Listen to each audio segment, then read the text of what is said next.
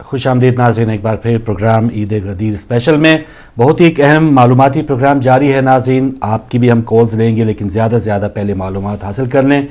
3 programme ہوں گے انشاءاللہ، 18 ذی الحج تک اس کا سلسلہ جاری ہے۔ آج اس کا پہلا پروگرام ہے اور بریک سے پہلے جناب مولانا ڈاکٹر غلام حسین عدیل صاحب نے گفتگو کی ہے کہ غدیر جو ہے وہ ہے کیا، اس کی اہمیت اور کچھ جو واقعات شیئر کیے ہیں۔ مزید میں چاہوں گا مولانا سید عباس عابدی صاحب سے کہ غدیر کا یوم غدیر، جیسے مولانا صاحب نے فرمایا کہ یہ ایسا دن ہے، یوم تکمیل دین، اس کو اتنی اہمیت حاصل ہے۔ تو بہت سے سوالات ہیں ابھی ذہن میں کہ اس دن کو چھپایا کیوں گیا، لیکن تھوڑا سا میں منظر چاہوں گا مولانا صاحب اور بیان کر دیں کہ وہ کیا حالات تھے، واقعات تھے کہ اتنے اہم دن میں نبی کریم صلی اللہ علیہ وآلہ وسلم اور تقریباً 1 لاکھ سے زائد صحابہ کرام کے ساتھ جو واقعہ پیش آیا۔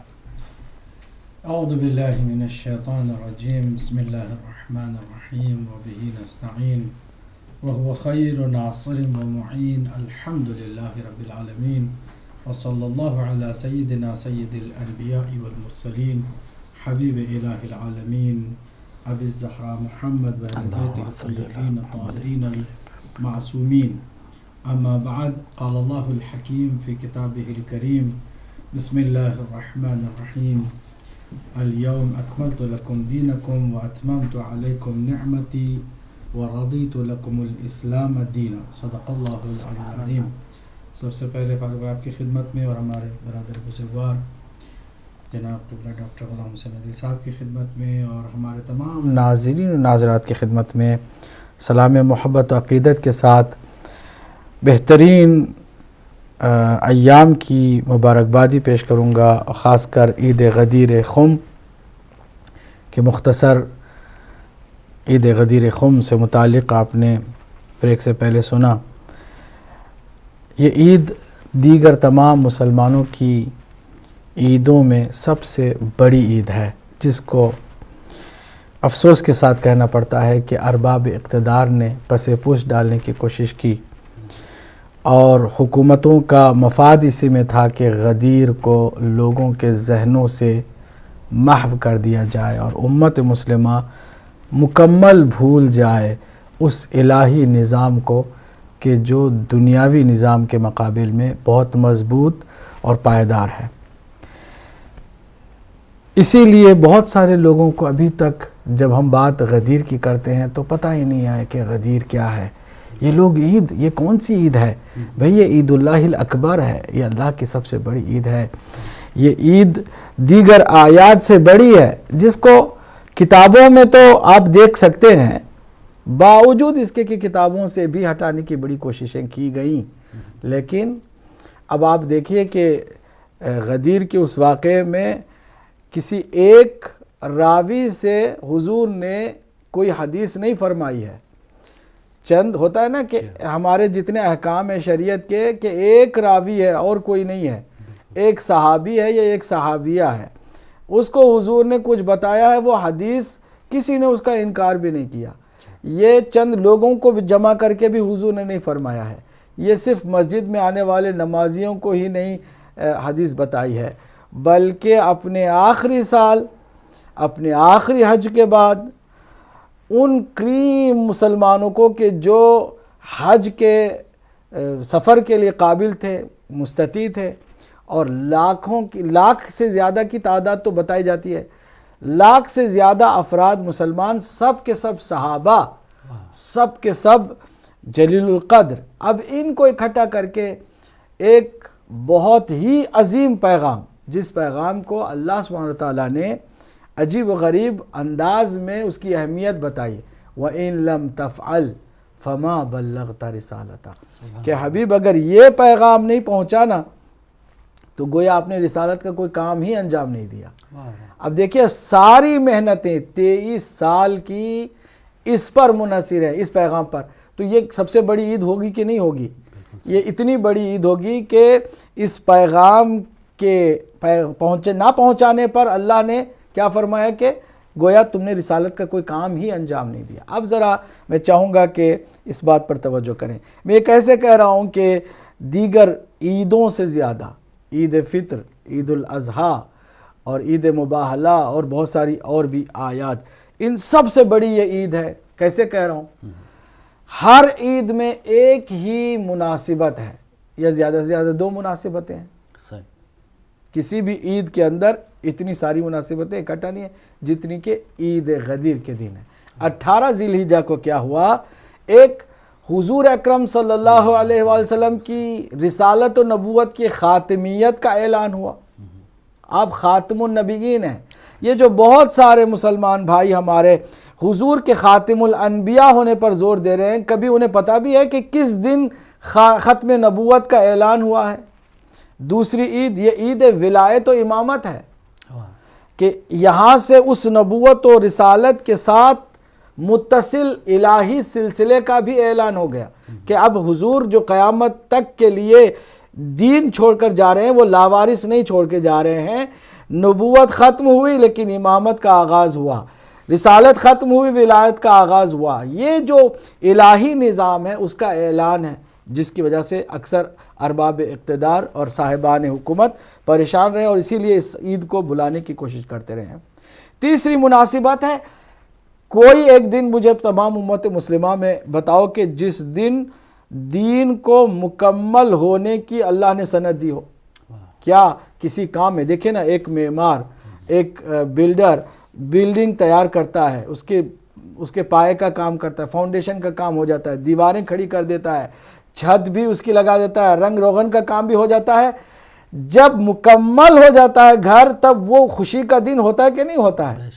کیسے مسلمان ہیں ہم کہ اسلام جس دن مکمل ہوا، اور وہ بھی ہماری طرف سے، ہم نے ہی وہ دن سیلیبریٹ نہیں کیا بلکہ اللہ نے اس کا اعلان کیا، الیوم اکملت لکم دینکم. آج غدیر کے اس اعلان کے دن 18 ذی الحجہ کو، آج کے دن ہم نے دین کو اکمال کی منزل دے دی. اب وہ جو دین مکمل ہوا جو قیامت تک چلنے والا ہے، کیا سیلیبریشن کے قابل نہیں ہے؟ آپ ایک چھوٹا سا مکان بناتے ہیں اور جب مکمل ہو جاتا ہے تو اس کی وہ آپ اوپن سرمننگ رکھتے ہیں اور اس کے اناگریشن کے لیے کیا کیا کرتے ہیں. تو یہ دین مکمل ہو گیا ہے دین، اور اس تکمیل دین کی عید ہے. پھر شریعت کے احکام بھی مکمل ہو گئے. اب کوئی نئی شریعت آنے والی نہیں ہے اور کوئی نیا اللہ کی جانب سے پیغام آنے والا نہیں ہے، نہ کوئی پیغمبر آنے والا ہے نہ کوئی پیغام آنے والا ہے.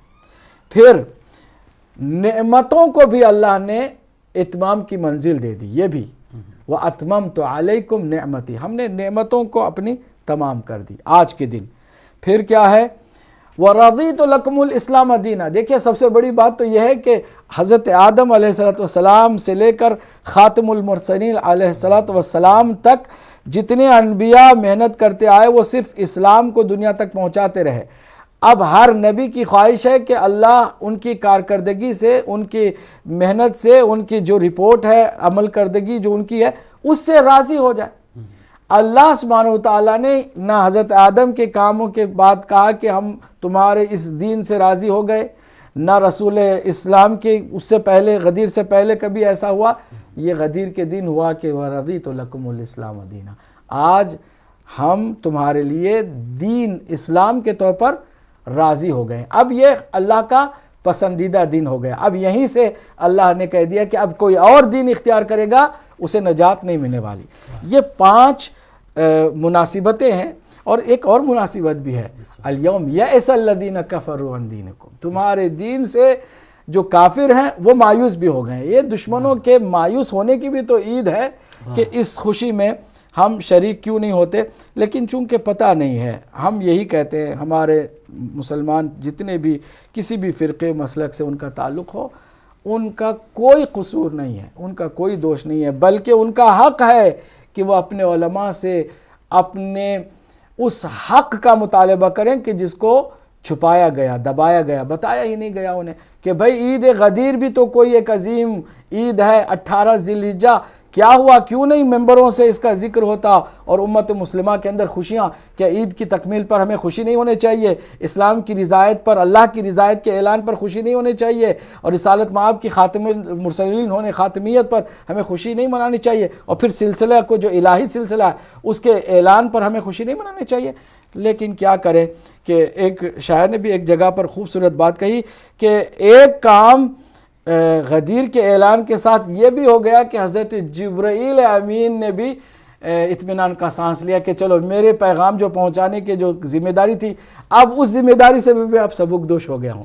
مولا علی کی ولایت کے اعلان سے حضرت جبرائیل کو بھی ذمہ داریوں سے چھٹکارا ملا ہے۔ یہ کتنی عظیم مناسبتیں اس کے اندر ہیں، اور کوئی دن نہیں ہے سوائے اس دن کے۔ اس دن کیا ہوا؟ قبلہ نے بتایا کہ اس آخری حج کے واپسی پر جب لوگ واپس اپنے گھروں کی طرف جا رہے تھے، ایک ایسا موڑ آیا کہ جس تالاب پر مکے سے کہ دیگر علاقوں سے آنے والے ہوں یا مدینے سے آنے والے ہوں، سب جمع ہوتے ہیں۔ اب اس تالاب کے بعد پھر لوگ اپنے اپنے مختلف راستوں کو انتخاب کرتے ہیں اپنی اپنی منزل تک پہنچنے کے لیے، اپنے گاؤں، اپنے دیہات، اپنے شہر کی طرف جانے کے لیے۔ لیکن یہ وہ جگہ ہے کہ جہاں سب اکٹھا ہوتے ہیں، اور یہ چونکہ تالاب ہے، غدیر اسم تالاب کو کہتے ہیں، اور وہ جو مقام ہے اس جگہ پر سارے جو ہے وہ حاجی ضرور پہنچتے ہیں، اس لیے کہ آگے ان کو بڑھنا ہے۔ تو یہ ایک ایسی سروس اسٹیشن ہے کہ کوئی بھی اسے مس نہیں کرنا چاہتا۔ ایکسکیوز نہیں ہوگی کہ کوئی کہے کہ ہم اس طرف سے نکل گئے یا جی یہ ادھر بالکل آنا ہی آنا بالکل، تھا یہاں سب ان نے۔ کو آنا ہی ہے۔ اچھا، یہ جو انتظار کی بات قبلہ نے بھی بتائی کہ جو آگے نکل گئے تھے انہیں پیچھے بلایا گیا، اور جو ابھی آئے نہیں تھے ان کا انتظار کیا گیا، تو اسی لیے کہ وہ ایک جنکشن ہے، ایک ایسی جگہ ہے کہ جہاں بہرحال سب کو بہرحال آنا ہے اور وہاں سے گزرنا ہے۔ اب اس کے بعد اللہ کے حبیب نے دیگر تمام اپنی زندگی بھر 23 سال کی زندگی بھر جتنی تقریریں کی ہیں، ان تمام خطبات اور تقریروں کے انداز کو بالکل نرالا کر دیا، انوکھا انداز اختیار کر دیا۔ پہلا کام یہ کیا کہ جیسا کہ حدیث سے بھی پڑھ کے سنایا کہ حضور نے اعلان کرا دیا منادی کو کہ ظہر کی نماز کے لیے سب کو کہیں کہ جمع ہو جائیں، اور جماعت سے نماز ہوگی، اور جماعت کی اس ظہر کی نماز کے بعد یا بعض روایتوں میں کہ پہلے ایک خطبہ بھی ہوگا حضور اکرم صلی اللہ علیہ وآلہ وسلم کا۔ سب کو بہرحال نماز کے لیے اکٹھا کر دیا گیا، سارے اکٹھا ہو گئے۔ اب نماز کے بہانے اکٹھا کیا، اس میں بھی شاید حضور نے یہ سوچا ہو کہ شاید اگر میں پہلے ہی کہہ دیتا کہ آج علی علیہ السلام کی ولایت کا اور امامت کا اعلان کرنے جا رہا ہوں، تو شاید منافقین جو ہے کوئی راستہ نکال لیتے اور بغض کی وجہ سے وہاں سے نکل جاتے۔ ان کو بھی روکنے کے لیے یہ کہا کہ چلو نماز کے لیے اکٹھا ہو جاؤ۔ دوسری بات جو تدبیر استعمال کی کہ جتنے بھی شتر سوار آئے تھے صحابہ کرام، ان سارے شتر کے جو پالان تھے وہ اتار لیے گئے۔ کس لیے بھائی؟ کہ ہم پالان شتر کا ایک نیا ممبر بنائیں گے۔ اب اس ریگستان میں لکڑی کا ممبر تو بنانے سے رہے، اب اس جلدی میں ایک ممبر تیار ہو رہا ہے انوکھا، اور وہ بھی پالان شتر کا۔ یہ بالکل ویسے ہی جیسے کسی جگہ پر آج کل کوئی بڑا فنکشن ہو تو جتنے بھی لوگ اپنی کاروں سے آئے ہیں ان کی کاروں کی چابیاں کہیں کہ بھئی ہمارے حوالے کر دیں، کہ یہ ساری چابیاں یہاں پر جمع کر دیں تاکہ کوئی بھی یہاں سے جا نہ سکے۔ تو وہ چابیاں اکٹھا جیسے اس زمانے میں کی جا سکتی ہیں، ویسے حضور نے پالان شتر اکٹھا کر لیے کہ اب کوئی صحابی وہاں سے جا نہ سکے۔ سارا ابھی عجیب و غریب اور اس خطبے کا میں منظر بیان کروں کہ دھوپ شدت کی تھی، سایہ سر پہ کوئی نہیں تھا، اور ایسے میں بیٹھ کے خطبہ سننے کو اجازت حضور کی طرف سے نہیں تھی۔ سب کھڑے ہوئے ہیں۔ کیا بات ہے اس میں کہ بیٹھے ہوئے ہوتے تو شاید کوئی یہ بہانہ کرتا بعد میں کہ ہم بیٹھے ہوئے تھے اور آنکھ لگ گئی، نیند آ گئی، پتہ نہیں حضور نے کیا فرمایا، ہمیں یاد نہ رہا۔ حضور نے کھڑے کھڑے سنایا تاکہ کسی کو یہ نیند کی بھی جو ہے وہ وجہ یا بہانہ میسر نہ ہو، کھڑے کھڑے۔ اور اتنی شدید دھوپ تھی کہ راویوں نے لکھا ہے کہ صحابہ کرام اپنی عبا کے دامن کو اپنے پیروں کے نیچے رکھتے تھے کہ پیر نہ جلیں، اس قدر شدید دھوپ میں کھڑے رہے۔ اچھا، طویل خطبہ، جناب اس سے پہلے حضور مختصر خطبہ اور آڈینس کا خیال رکھتے تھے، لیکن اس دفعہ کیا ہوا ہے کہ کھڑے کر کے سارے صحابہ کو اور لمبا خطبہ دے رہے ہیں اور دھوپ کی شدت میں دے رہے ہیں۔ اور یہ چونکہ آخری تھا تو حضور کے اس خطبے کا انداز بھی مختلف تھا، اور طریقہ بھی مختلف تھا، اور صحابہ کرام میں جو عاشق تھے، باوفا تھے، ان کی آنکھوں میں آنسو بھی تھے کہ حضور کا جو خطبہ ہے اس کی لب و لہجے سے پتہ چل رہا ہے کہ شاید یہ حضور کی زندگی کا آخری سال ہے. تو ان کے اندر وہ تڑپ تھی، وہ چاہت تھی، اور وہ تشنگی بھی تھی، اور وہ بہت سارا اور بھی بہت ساری باتیں، لیکن میں اس کو شارٹ کر کے جلدی جلدی بتا رہا ہوں کہ حضور اکرم صلی اللہ علیہ وسلم نے ایک ایک پیغام جو حضور نے پہنچا دیا اس کے بارے میں اپنی امت سے یہ اقرار لیا کہ کیا میں نے پیغام اللہ کا نہیں پہنچایا تم تک؟ سب نے کہا کیوں نہیں یا رسول اللہ. کیا میں نے اپنی پوری ذمہ داری ادا نہیں کی؟ سب نے کہا یا رسول اللہ کیوں نہیں. یہ پورا خطبہ ہے، خطبہ غدیر کتابوں میں موجود ہے. تفصیلی خطبہ تو ہم یہاں پڑھ کے نہیں سنا سکتے، اس کا جو بہت اہم حصہ ہے وہ میں خدمت میں عرض کر رہا ہوں. اس کے بعد آخر میں جو حضور نے عجیب و غریب سوال کیا، اور بھی صحابہ کرام، اب یہ آخری سال ہے، اب بھی کیا صحابہ کرام کے لیے حضور جو ہے نئی بات ایسی بتاتے کہ جو ان کو اس سے پہلے نہیں بتائی ہے. فرما رہے ہیں کہ کیا تم اپنے نفسوں سے زیادہ مجھے اولا ماننے کے لیے تیار ہو؟ قرآن نے کہا ہے النبی اولا من المؤمنین من انفسہم، ان کی جانوں سے زیادہ نبی مومنین پر تصرف کا حق زیادہ رکھتا ہے. اولا کا مطلب ہے تصرف کا حق رکھنا. حاکم بھی ایسا نہیں کہ جو سر پہ ہو، حاکم وہ کہ جو ہمارے مال پر بھی تصرف ہم سے زیادہ کر سکے، ہماری اولاد پر بھی تصرف ہم سے زیادہ کر سکے، اور حتیٰ ہماری جانوں پر بھی ہم سے زیادہ تصرف کا اسے حق حاصل ہو. یہ اللہ نے انہیں دیا ہے، یہ حق اللہ نے دیا. تو کیا میں تم پر اس طرح کا تصرف نہیں رکھتا ہوں، حق کے تصرف نہیں رکھتا ہوں؟ سب نے کہا یا رسول اللہ، بلا یا رسول اللہ. پھر بتایا. دیکھیے یہ عجیب غریب بات ہے کہ آج تک لوگ مولا کے معنی کے چکر میں پڑے ہوئے ہیں. حضور نے پہلے معنی بتایا پھر لفظ دہرائے. یہ عجیب بات ہے، سمجھنے کی بات ہے. پہلے معنی بتا دیا، میں جس لفظ کو علی کے لیے استعمال کرنے جا رہا ہوں اس کا معنی تم پہلے سمجھ لو. کیا میں تمہاری جانوں پر تم سے زیادہ تصرف کا حق نہیں رکھتا؟ سب نے کہا یا رسول اللہ بالکل رکھتے ہیں. تو پھر فرمایا اللہم من کنت مولا ہو فعلی مولا، میں جس کا مولا ہوں علی اس کے مولا ہے. کیا مطلب ہے کہ جس معنی کو تمہارے سامنے میں نے پہلے ہی بتا دیا کہ اولا بالتصرف، تمہاری جانوں پر تصرف کا حق زیادہ میں رکھتا ہوں. تو اب میں رکھتا تھا تو جس پر میرا یہ تصرف ہے نا اس پر آج کے بعد سے علی کا بھی تصرف ہے. اور کیا چاہیے آپ کو؟ اتنا واضح اعلان ہے. اس اعلان کے بعد جناب کھلبلی بھی مچی اور خوشی کا بھی ماحول پیدا ہوا. یہ عید بھی ہم اپنی طرف سے نہیں بنا رہے ہیں. عید ہم کہتے ہیں کہ کوئی بھی خوشی بھی اگر سنت نبی نہ ہو تو وہ خوشی نہیں ہے، پھر وہ عبادت نہیں ہوگی. خوشی ہماری اپنی خوشی ہوگی. یہ عبادت ہے اس لیے کہ حضور نے خوشی منائی، جبرائیل نے خوشی منائی، حضرت سلمان فارسی، حضرت ابو ذر غفاری نے خوشی منائی. اور خوشی کا ایسا دور چلا کہ جو منافق تھے وہ بھی اس خوشی میں بہرحال شامل ہونے کی کوشش کرتے رہے. یہ بھی عجیب بات ہے. اس خوشی کا عالم یہ کہ حضرت ابوبکر، حضرت عمر بھی تشریف لائے، اور خاص کر حضرت عمر کی مبارکبادی کی تحریر اہل سنت کی بہت ساری کتابوں میں آ گئی روایت میں، جیسا کہ ابھی کتاب المصنف سے سنایا، اور بہت ساری کتابوں میں اس مبارکبادی کو بھی تحریر کر دی گئی. اب اس مبارکبادی سے پہلے کیا ہوا میں یہ ذرا منظر کشی کروں، پھر میں باقی جو حوالے ہیں اس کی طرف آتا ہوں. لیکن لگتا ہے کہ ہم بہت کم وقت میں ساری باتیں نہیں کہہ سکیں گے. اب وہ مبارکبادی کا انداز بھی سن لیں. کیا ہوا کہ حضور اکرم صلی اللہ علیہ وسلم نے چند صحابہ کرام کو حکم دیا کہ ایک خیمہ، اسپیشل خیمہ نصب کریں. خیمہ نصب ہوا. کہا علی تم جاؤ وہاں پر اس خیمے میں بیٹھو. ایک خوبصورت مسند پر مولا علی علیہ السلام کو بٹھایا گیا، اور اس کے بعد صحابہ کو یہ حکم ہوا کہ اب ایک ایک صحابی جائے اور علی علیہ السلام کو امیر المؤمنین کہہ کے سلام کرے. سبحان اللہ. سلموا علیا بامرۃ المؤمنین، مؤمنین کی امارت کے ساتھ، یعنی امیر ہونے کے ساتھ سلام کرے. یہ پہلا اور آخری اللہ کی طرف سے شخص ہے کہ جس کو امیر المومنین کا خطاب اللہ کی جانب سے دیا گیا ہے.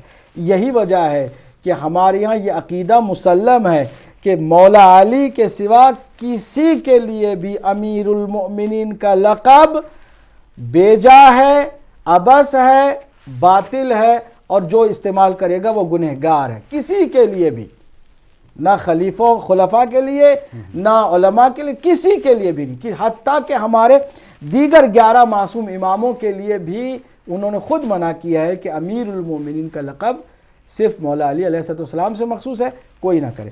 اب ہر صحابی آ کے کیا کرتا تھا؟ السلام علیکہ یا امیر المؤمنین۔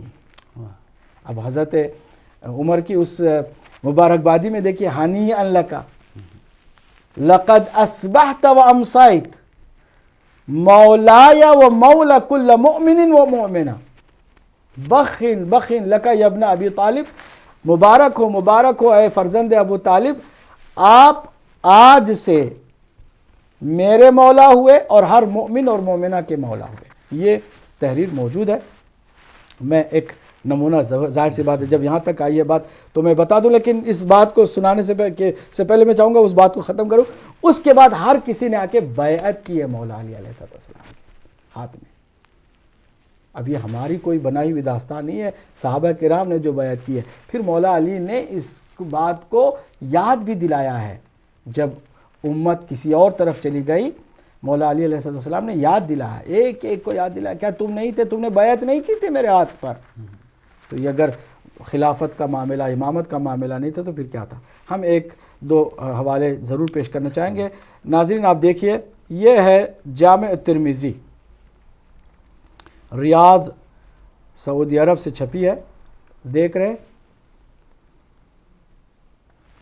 لگتا ہے ہمارے بھائی کنٹرول روم میں میری آواز نہیں سن رہے ہیں، شاید سوس نہیں جا رہا۔